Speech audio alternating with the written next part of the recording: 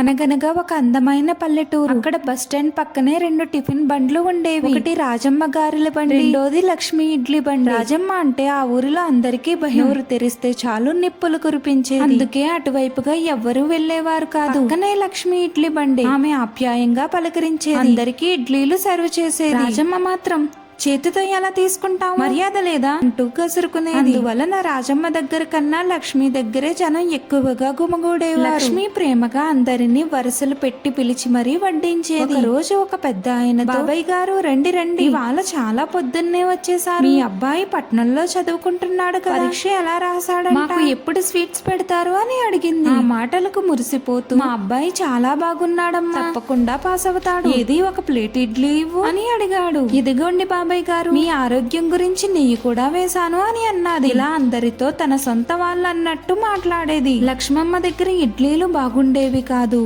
ఎందుకంటే ఆమె చవక రకమైన సరుకులు వాడేది. దాని వల్ల ఆమె ఇడ్లీలు తొందరగా అమ్ముడు ఆప్యాయంగా పలకరిస్తూ వడ్డిస్తూ ఉండేది. ఈ విషయం ఎవరికీ తెలియకుండా చాలా జాగ్రత్త పడేది. అందరూ కూడా లక్ష్మి ఇడ్లీలు నచ్చకపోయినా ఆమె పలకరింపు కోసం అక్కడికి వెళ్లేవారు. రోజు రాత్రి బోరున వర్షం పడుతుంది. లక్ష్మమ్మ గిన్నెలు సర్దుకుంటూ ఉంది, రాజమ్మ గారెలు వేసుకుంటుంది. అటువైపు ఒక ముసలాయన తడుచుకుంటూ వచ్చాడు. ఆ ముసలాయన లక్ష్మి కొట్టు ముందు ఆగాడు. లక్ష్మి అడిగింది, తాత ఏమి ఇలా వచ్చావు, తడిసిపోతున్నావు అన్నది. అమ్మా లక్ష్మి, ఆకలిగా ఉందమ్మా, 2 ఇడ్లీలు పెడతావా, రేపు డబ్బులు ఇచ్చేస్తాను అని అన్నాడు. అప్పుడు లక్ష్మి, ఏంటి డబ్బులు లేవా మనసులో అనుకుని, అయ్యో తాత ఎంత మాట అన్నావు, కానీ ఇప్పుడు ఇడ్లీలు అయిపోయాయే, గిన్నెలు కూడా కడిగేశాను, రేపు రా తాత, కడుపు నిండా పెడతానులే అని లక్ష్మి అంది. వెళ్ళు వెళ్ళు, ఇక కొట్టు కట్టే వేలయ్యింది అని అన్నది. ముసలాయన నీరసంగా వెళ్లిపోయాడు. ఆ ముసలాయన రాజమ్మ షాపు దగ్గర నించున్నాడు. ఆమె కసురుకుంటూ ఇలా అన్నది, ఏంటయ్యా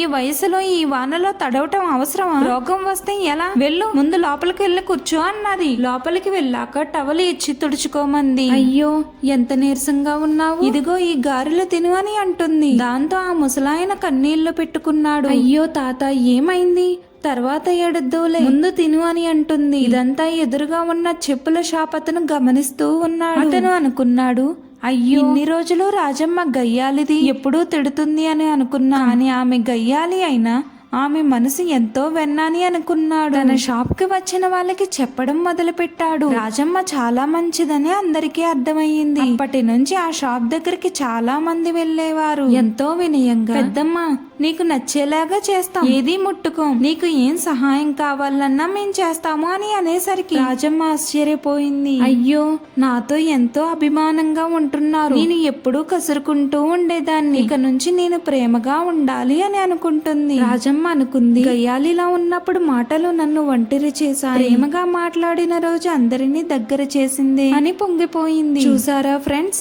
లోకం ఎప్పుడూ పైకి కనిపించే తీయని మాటలకే మోసపోతుంది. లక్ష్మీ నవ్వు వెనుక కల్తీ ఉంది, స్వార్థం ఉంది, కానీ రాజమ్మ నోరు కఠినమైన ఆమె చేసే వంటలో నిజాయితీ ఉంది. ఆమె మనసులో పేదల పట్ల కనికరం ఉంది. రూపం చూసి మోసపోకండి, గుణం చూసి గౌరవించండి. ఈ వీడియో నచ్చితే లైక్ చేయండి, సబ్స్క్రైబ్ చేయండి.